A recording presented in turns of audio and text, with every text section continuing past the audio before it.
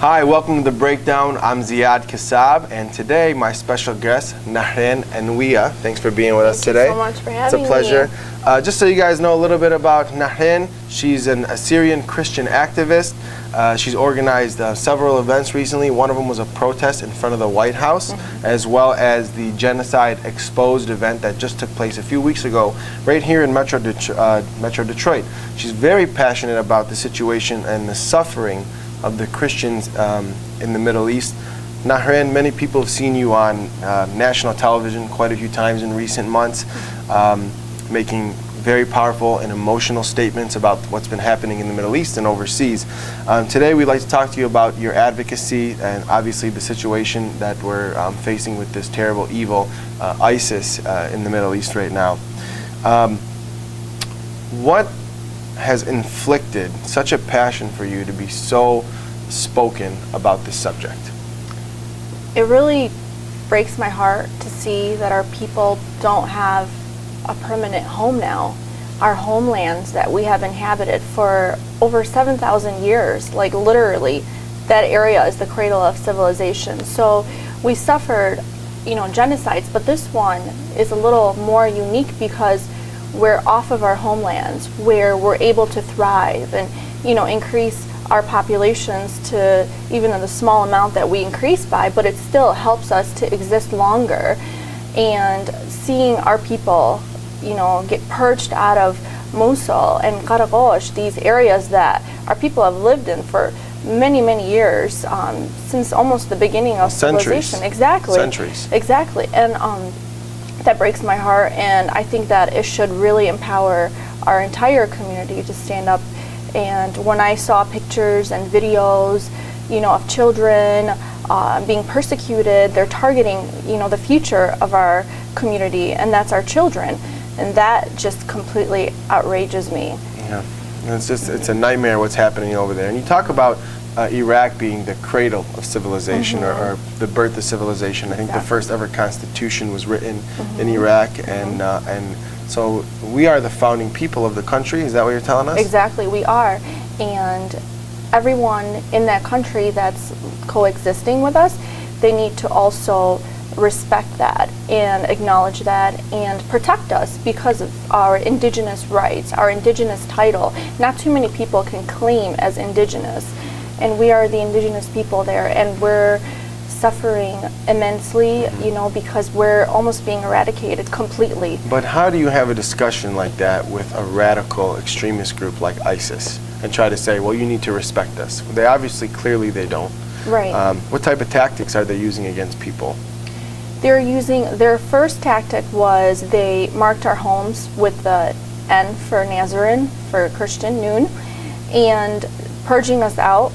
And then the people who, tried to stand up, they're being beheaded, they're being shot, children are being kidnapped, women are being kidnapped and sold into sex slavery.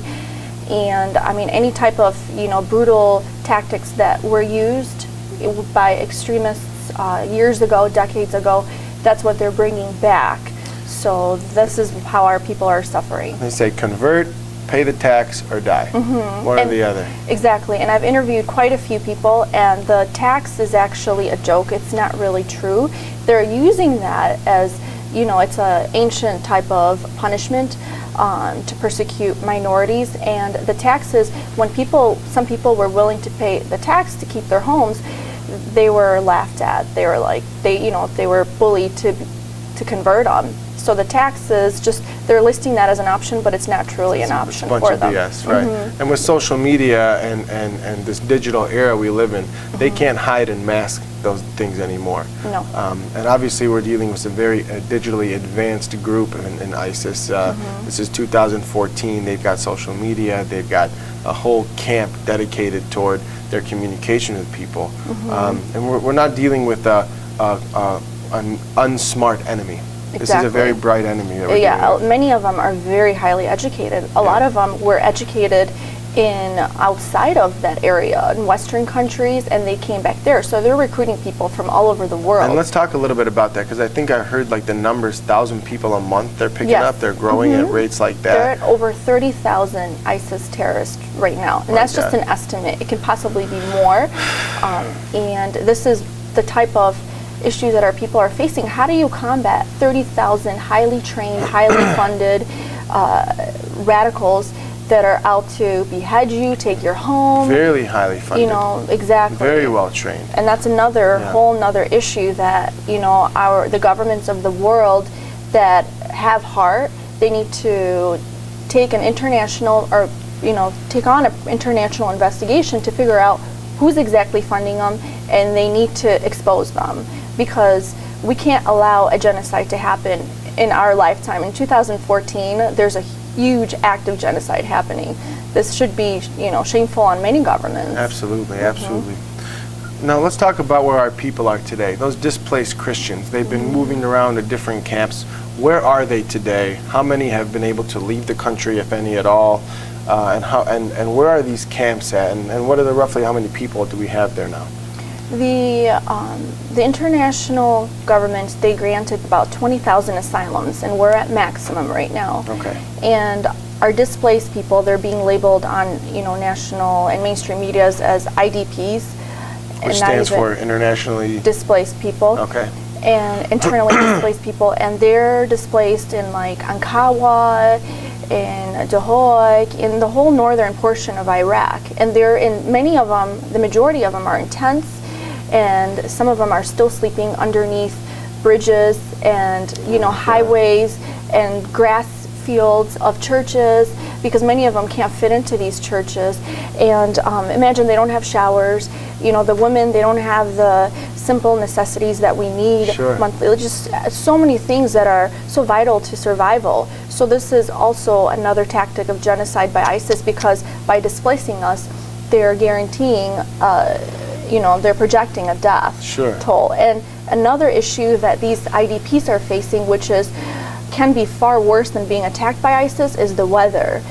You know, the northern portion of Iraq, I was actually born in Dahok, it gets really bitter cold. It's very similar to the weather in the, you know, Michigan area. And no matter how many coats we send them, the coats are, you know, great for them and to clothe them, because they don't have any clothes either.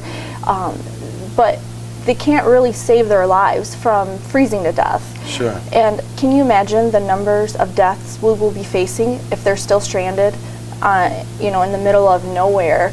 They don't have anyone to house them, shelter them. Now, when you say it gets, you said in Dahok is where you were born, right? And yes. in the winter it gets bitter cold there. Are they the same time of year that it gets cold like here? Mm-hmm. So like, you know, in another couple months from now, we're talking about brutal winter, right? Exactly. It snows. I mean, it gets really cold. Like how far does it get?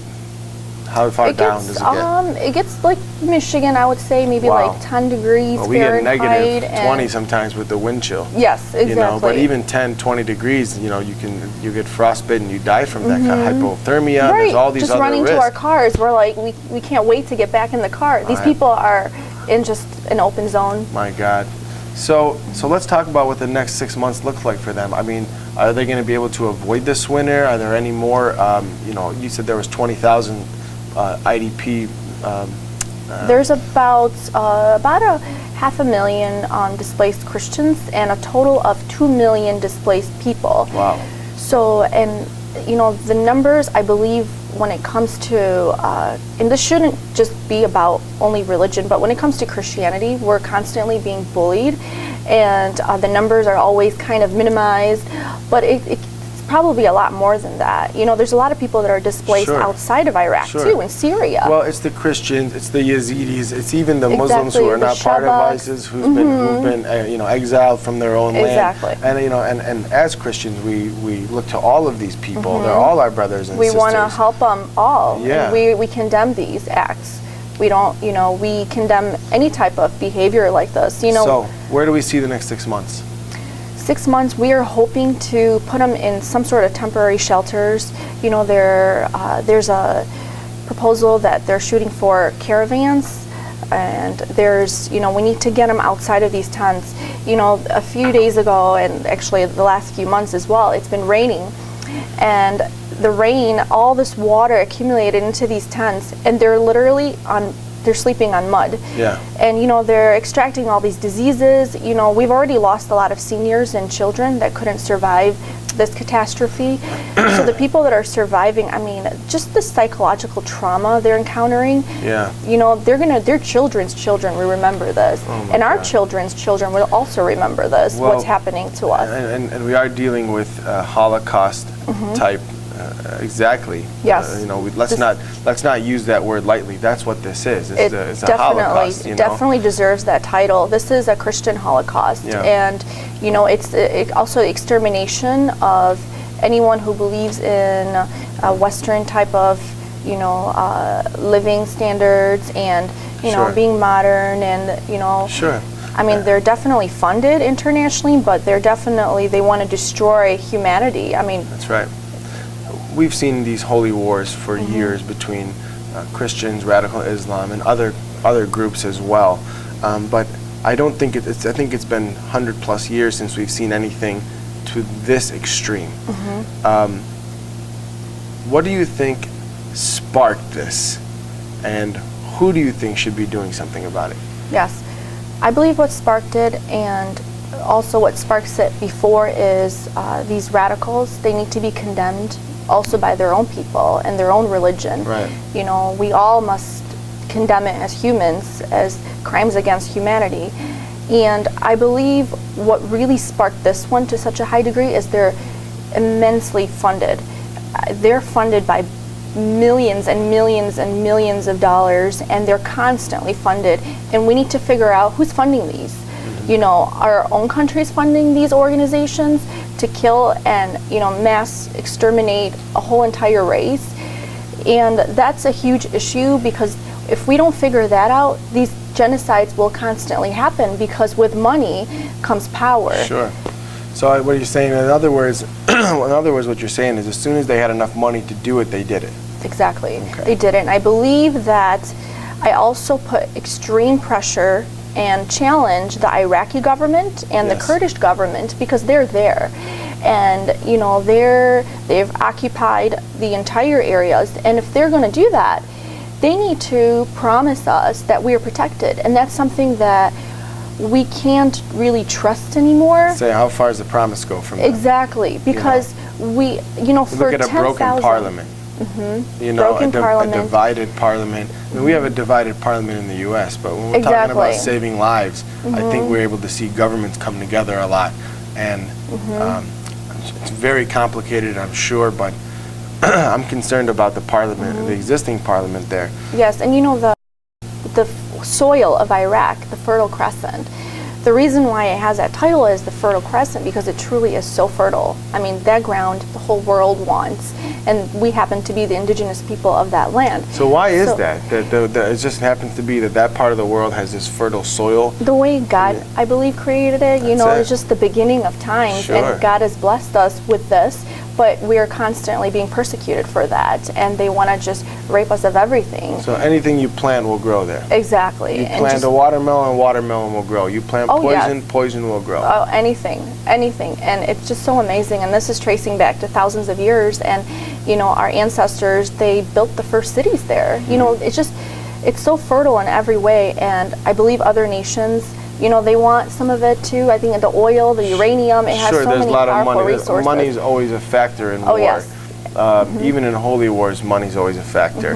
And but you look at this land and this history that we have with it, and there has been many attempts over the years before this crisis really spun out of control to turn part of Iraq to a certain province, the Nineveh Plains province, to be a place where Christians can actually be safe and live.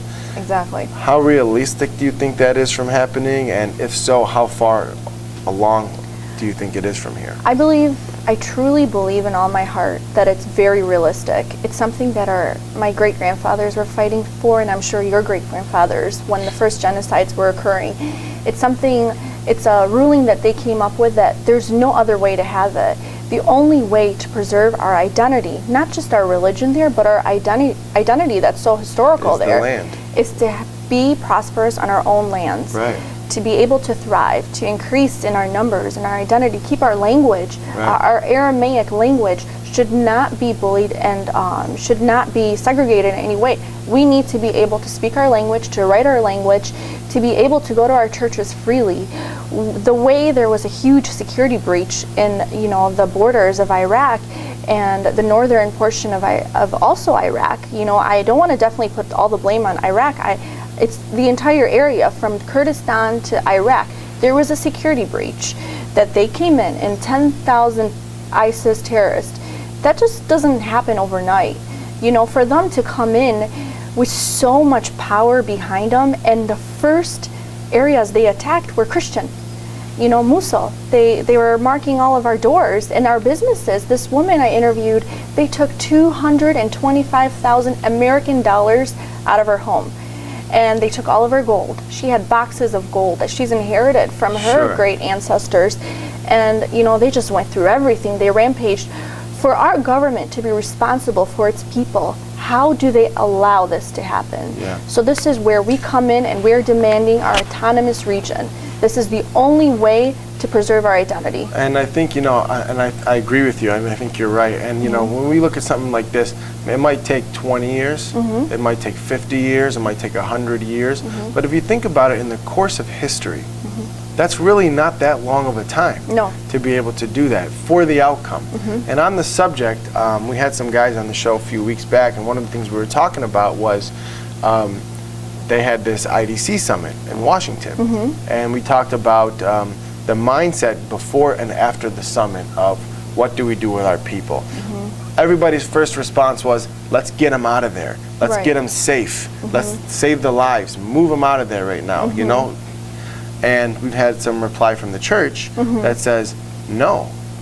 No, we want them to stay. That's our land. We want to arm them. We want them to fight. We need to protect it.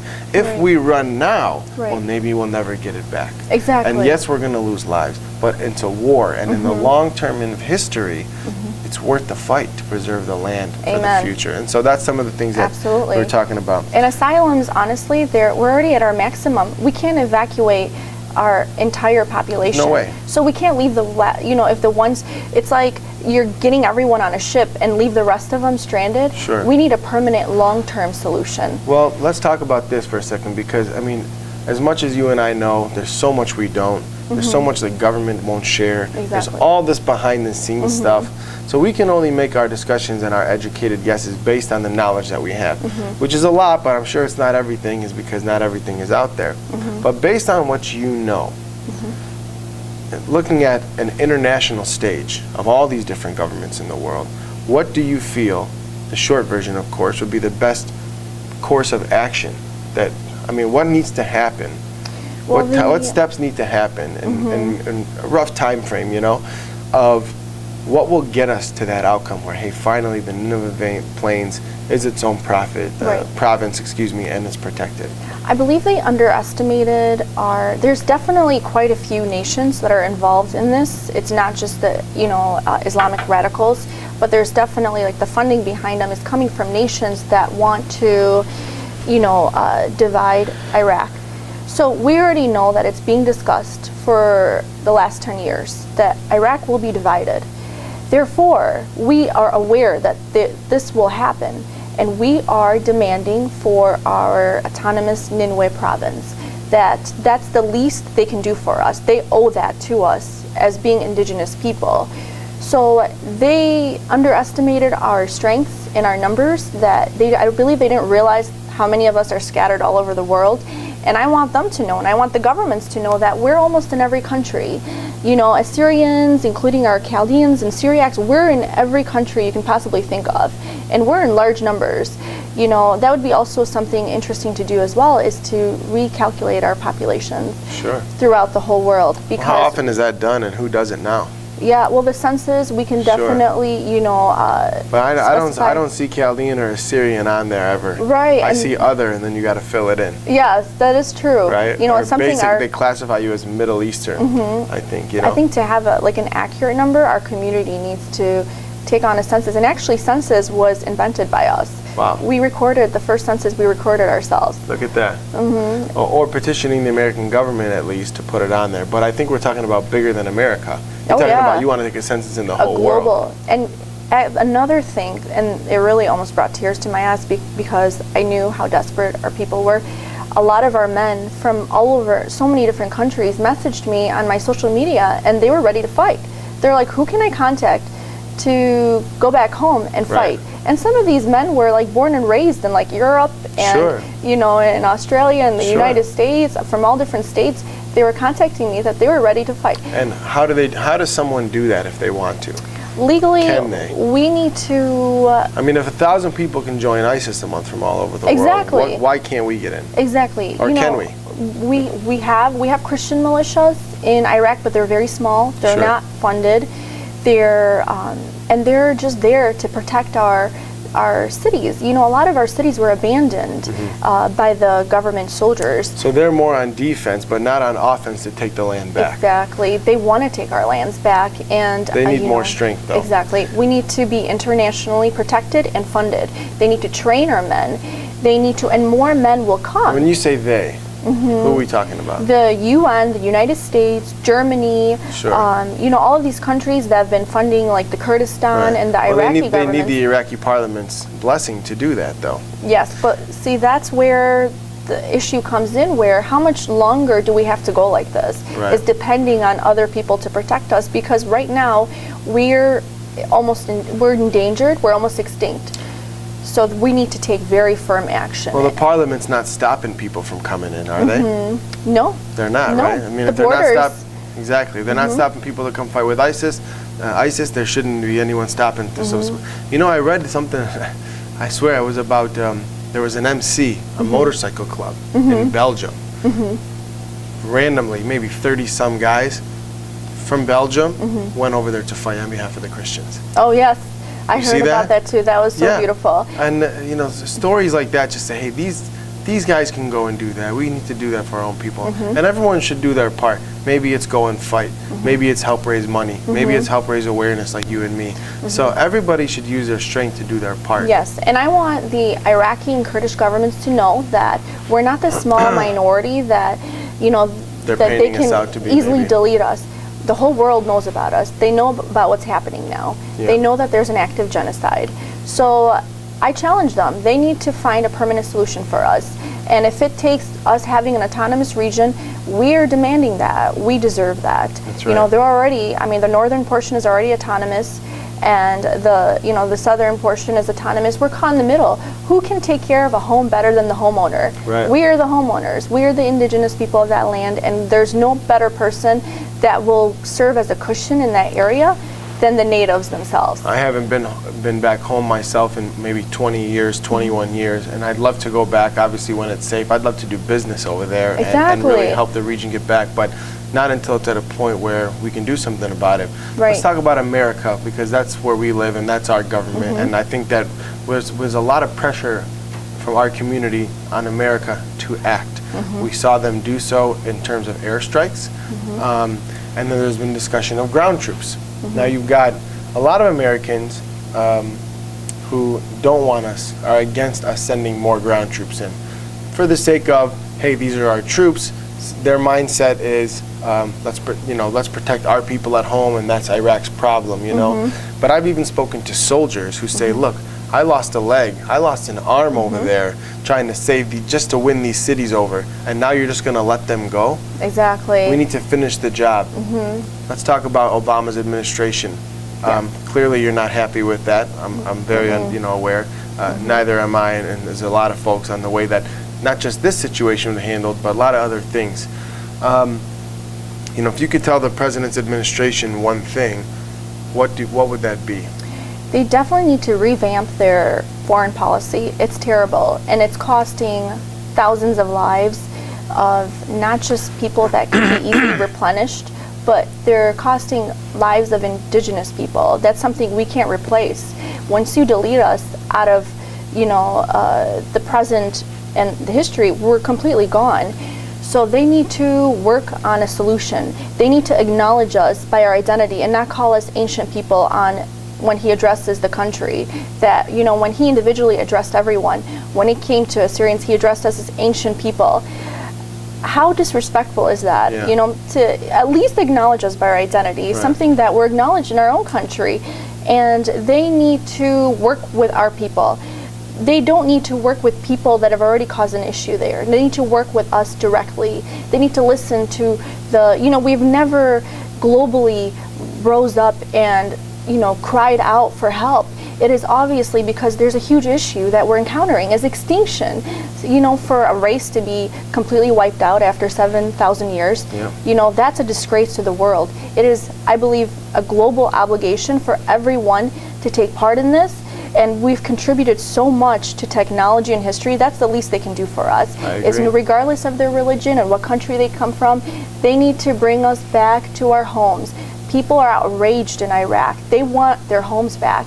You know. Well, and I think if the world wanted to, with the superpowers we have, they could easily go in and eradicate this ISIS. Exactly. They could probably eradicate them in 10 days or less. It's just someone's got to have the guts to pull the trigger. Exactly. We're talking to Nahren and We'll be right back. All right, welcome back to The Breakdown. I'm Ziad Kassab, and today again our guest Nahren and is with us. We've been talking about the situation in Iraq so far. Picking back up on our subject, we were talking about how the world needs to come together and send these folks, send a message to this extremist group, ISIS over there, and what we can do. But let's say the world came together and said, yeah, we want to send ground troops in and eradicate them. How do we work around something like the foreign minister, the Minister of Foreign Affairs in Iraq, Ibrahim al-Jafari, of the Republic of Iraq, said that they welcome airstrikes and they welcome many other types of support from foreign countries, but they are against foreign ground troops to enter Iraq. He said that Iraq would like to build its own security, which includes working with the Peshmerga army. Now, last week the United Kingdom ramped up their commitment to send more troops to Iraq, but in an advisor role and in a trainer role, not for combat. Do you think it's a smart move by the Prime Minister to reject this offer? Absolutely, he is completely wrong at this. You know, the moment that there was a security breach in Iraq is the moment we lost control. You know, all the governments in Iraq lost control, including our country here, who played a huge role in establishing the new government of Iraq when they removed Saddam Hussein. So therefore, because there was a security breach, there's no control there. How do you expect to, you know, remove 30,000, at least 30,000 ISIS terrorists by just our Iraqi soldiers and Peshmerga soldiers? You know, these Christian villages that were completely abandoned, they weren't there. So therefore, you don't have enough troops on the ground to protect all of these Christian areas, these indigenous people. So the government failed. The Kurdish government failed, the Iraqi government failed, our governments failed. So who is there to actually protect them? And that is a cry from our people too. These are the complaints I'm hearing almost every day from our people that are somehow crying out to the world. Is they're stating, how did they allow this to happen to us? You know, when the whole world can see what's happening to us, and how can the Iraqi government and the Kurdish government, how did they allow this? How can they sit still and watch? Yeah, exactly. It's really frustrating, and I think that, you know, we'd love to see a strong Iraqi parliament that had what it took to do this, and I'd love to see more of our people on the parliament, so we have fair representation. I want to say I'm hopeful for that to come together. But I don't see a strong parliament now. No. I don't see a united parliament. I see a lot of politics happening in the background while people are dying. And we're constantly bullied. We're bullied, and that needs to stop. You know, our language needs to stop getting bullied as well, because it's obviously they think that they can just throw us to the side like we're no one. Well, it's the first ever written language. Exactly. And we wrote the laws. We designed the engineering of that country till this day, before Iraq even existed. Before Iraq was Iraq. And you know, not allowing our soldiers to go there, that's another thing. So many American soldiers and I discussed, they're dying to go back. Oh yeah. They want to go back. this you know, their sweat and blood and some of their lives went into Iraq. Well, it's not just that. I think you know, the American troops, the soldiers themselves, are some of the most courageous, bravest people. You know, they don't deal with the politics. They follow orders and they execute on missions. And we've got really good troops here. And you've got these guys who are fired up to go back, not because of politics and this and that, but because they spilled blood in that mud over there. But just seeing the evil of the persecution of children, beheading of children. I mean, there's no religion or community or culture that can stand for that. No. And our soldiers who've got the strength and frankly the nuts to be able to go do that, you know, want to go back there and do that. Why are we not allowing that? And it just boggles my mind. So, and that's the only way to actually remove ISIS, if not destroy them. We cannot just destroy them with airstrikes. That is not efficient. Well, that is not they efficient. hide behind women. They hide behind children. In their homes. In their homes. And it's just, you know, a really nightmare. But just real quick, on the subject of this parliament, right? Let's say there was a time that came 2-3 years from now that we had a good parliament and we had good representation. What would it take for us to get there? And what do you think some of the major challenges we'd run into along the way? I believe that we definitely need a Christian, like multiple Christian representations in the parliament. How many do we have now? We have one. You're Nahren P1. Yes, He's we need the only more. one now. We and need how many more. people sit on that parliament? There's quite a few of them. I mean, each, you know, the Shias, the Sunnis, they all have many. We have one. How unfair is that How to many, our how many community? assassination attempts have been on your Nadam's life? Many. I know at he least has 5. a whole entire security team. And yes, and that's, you know, that's terrible to know that the one that we have, they want to kill him.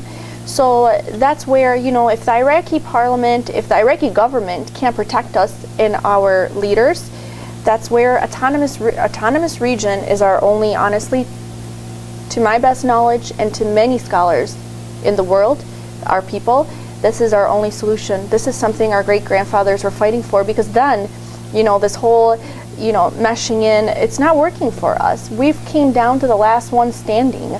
You know, we're down to the last ones of us, and we're almost completely extinct. And we can't depend on other governments anymore. We will work with them.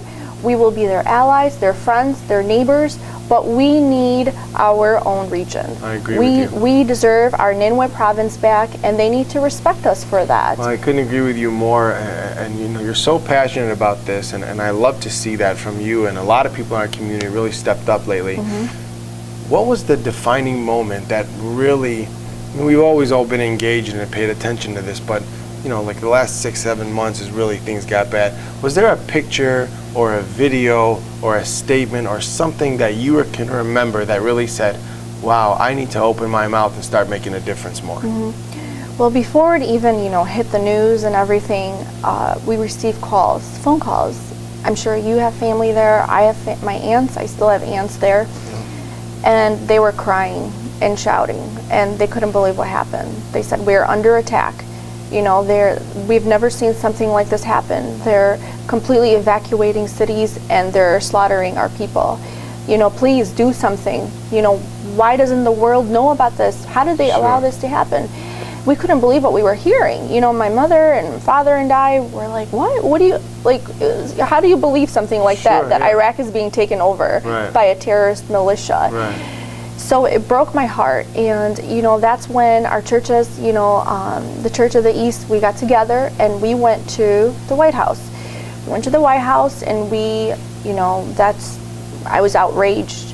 I couldn't believe that it was not even on the news. I made sure I grabbed every single journalist I saw there, and I individually spoke to all of them, and I told them, listen, there's a huge disaster happening to Iraq. And it's happening to our people there, the indigenous people. And you need to take whatever measure that you can possibly take to put this on blast. This needs to be on every mainstream media, because how is there a genocide happening in Iraq and no one knows about it? This is when it wasn't on Fox News, it wasn't on CNN, it wasn't on any channel.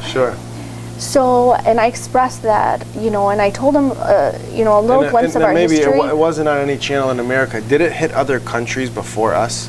The media exposure of it? Well, Syria was being targeted. Clearly. They're having their civil wars Clearly. there, and the Assad regime that they're fighting back and forth with.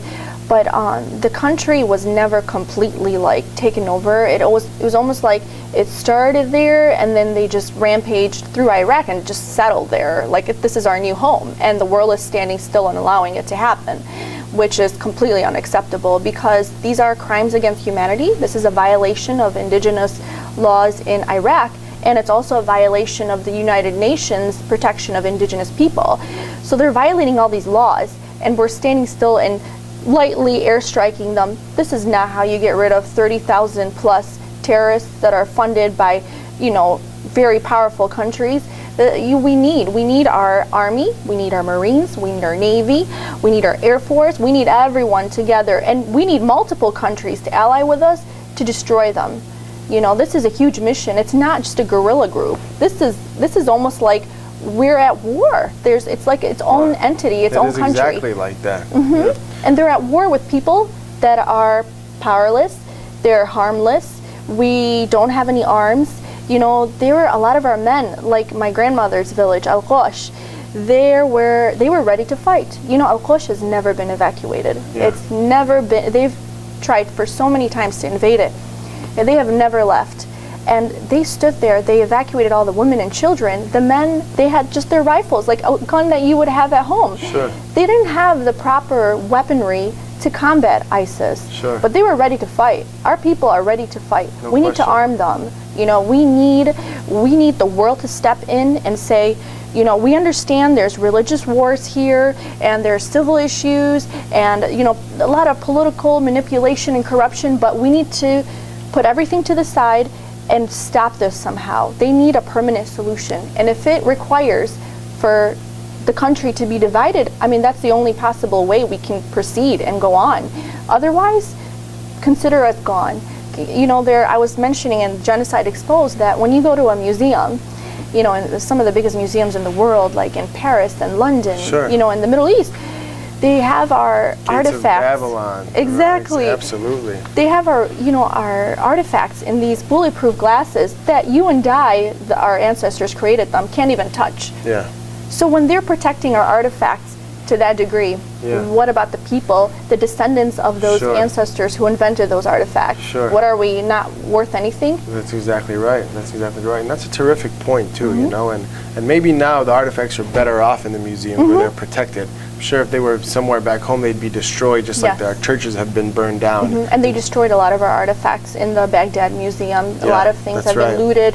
Ashurbanipal's tablets, thousands of years old, they're just selling them on the black market for a couple $1,000s, couple $100s. Oh my God. They're destroying, and I feel like it's also a personal attack because the ISIS terrorists, they started hammering a lot of our artifacts that were not really in their way. So why were they destroying them? I think they want to erase the history. Yes. I think that's their Bingo. mindset. They want to erase us. Yeah. They want to destroy us. They want us forgotten from the Middle East, and we can't let that happen. Now, you recently held an event, Genocide Exposed. There were various speeches, testimonies regarding the situation. What was the purpose behind the event, and was it a success? Yes, it was a success. It was Right. definitely, thank you. We were exposing the genocide in details. When I spoke to, I've been working very closely with Fox News, and they're very good friends of our community. They're very passionate about this as well and want to expose it as well. And so, many things we discussed is they want to know how our people feel, and they want to know exact stories and details of the genocide. So I gathered many testimonies. I gathered wonderful people from our community, and they came forward with their stories and their testimonies, and we spoke out as if we were in a courthouse and we were testifying against ISIS, and we charged them with a genocide. We told them, we completely testified on behalf of our people in Iraq, and not just only our own people, but we had stories that are happening to Yazidis and other minorities that were attacked, but we exposed it, and the world knows, if they didn't know before, they know now. Definitely. That there is a genocide, and they're also responsible. for this if they don't stop it. Silence is acceptance, correct? That's exactly right. And we've all got to speak up and do our part. And congratulations on the successful event. Thank you. Any other ones scheduled upcoming anytime soon? Yes, I am actually working on one in the next few months. And in 1915, you know, there was a genocide, and it was horrific. Tell the audience a little bit about the genocide. Yes, there were 750,000 of our people were massacred by the Turks and the Kurds, unfortunately, and they almost exterminated all of us. So this genocide happened. It was against children, against women, our great-grandfathers. I mean, my great-grandfather was actually crucified, and one of them was stabbed to death. And this happened to many great-grandfathers. And this is also, next year will be the 100-year anniversary of this genocide. And it's devastating because we, in our generation, are experiencing a genocide. And, you know, it will be an anniversary for us, and not a very good one, but it's definitely something that, you know, history repeats itself. And that's why people like me, and there's many of us, wonderful people all over the world that are fighting for an autonomous region, because we cannot afford one more genocide. We can't afford a genocide every 100 years, or every 50 years. That will definitely cost our entire identity. Well, thank you so much for your activism. I appreciate it. We got such a wide variety of viewers on this show. We got politicians to community members to business owners and a lot of average citizens here, and a lot of people are feeling this urge to do more. Urge to do more. You know, for someone like yourself who's taken such aggressive initiative on this subject to make a difference, what advice would you lend to the community on how they can get more engaged and what more they could do? Yes, that is so wonderful to know that our people want to all stand united together. My number one advice, and I urge them and challenge them, is to please be united. No matter what church you come from, no matter what you call yourself, you have to know where, like in my event, it was one blood, one nation. We are one blood, we are one nation. And to see all of us stand together, hand in hand, all over the world, you know, we're outraged. We're like, what can we do to help our people? You know, you first of all need to spread awareness to nonstop. This needs to be your number one mission. We all have careers, we all have families, but without our identity, we are nothing. What are we fighting for, to strive for? You know, our ancestors lasted for so long, not because they gave up. You know, their blood is in us. We are their descendants. We can't give up. We can't give up our homelands. You know, we need to work on humanitarian. There's a lot of wonderful organizations that are, you know, trying to help with the humanitarian missions. There's a lot of our wonderful political leaders that are lobbying, and they're trying very hard. And, you know, I would just join whatever you feel comfortable with. If you feel comfortable joining on humanitarian help, please do. If you feel comfortable joining politically, please do. We all need to be nationalists. We need to be fighters for them.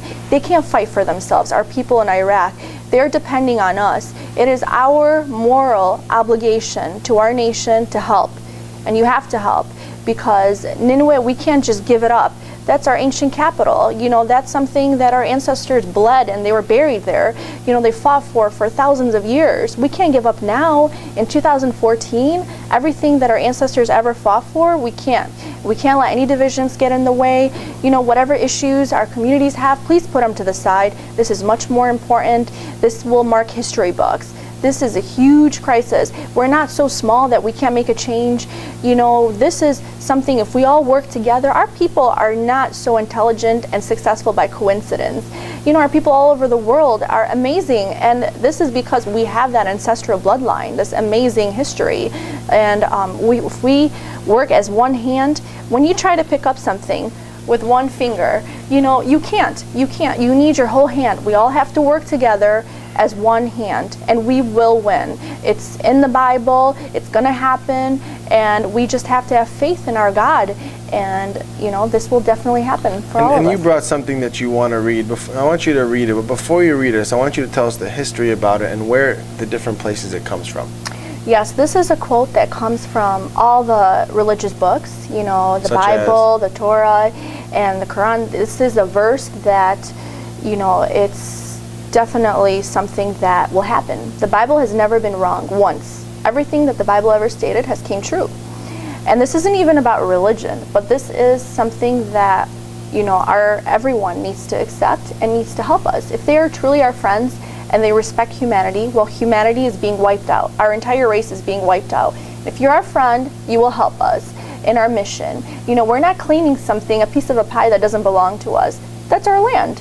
So the most simplest deed that you can do is to help us revive it, just get it back. We need to be living on our homelands. So let's see what you got here to read for the community today. Okay. This is in Isaiah chapter 19:23. In that day there shall be a highway out of Egypt to Assyria, and the Assyrian shall come into Egypt, and the Egyptian into Assyria, and the Egyptian shall serve with the Assyrians. In that day shall Israel be third with Egypt and with Assyria, a blessing in the midst of the land, whom the Lord of hosts shall bless, saying, Blessed be Egypt my people, Assyria the work of my hands, and Israel my inheritance. Beautiful. Amen. Thank you so much for sharing that with us, and thanks you. so much for being on the bless show. you. God bless you too for all your activism and your passion on this subject. So glad to have someone like this in our community, in our corner. We want to thank you for joining in and tuning in with us tonight. We'll see you next time. Good night and God bless.